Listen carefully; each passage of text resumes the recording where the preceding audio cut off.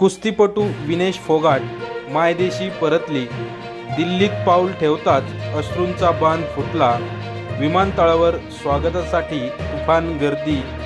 दिल्ली एअरपोर्टवरून विनेश फोगाट यांचा त्यांच्या चरणी दादरी गाव आहे त्या ठिकाणी त्यांचा हा ताफा निघाला आहे. यावेळी त्यांच्यासोबत पहिलवान बजरंग पुनिया, साक्षी मलिक आणि काँग्रेसचे खासदार जितेंद्र हुडा देखील उपस्थित होते. त्यांचा हा काफिला दिल्ली एअरपोर्टवरून विनेश फोगाट यांच्या गावापर्यंत त्यांचं ठिकठिकाणी स्वागत करण्यात आलं. त्याचा व्हिडिओ तुम्ही पहा.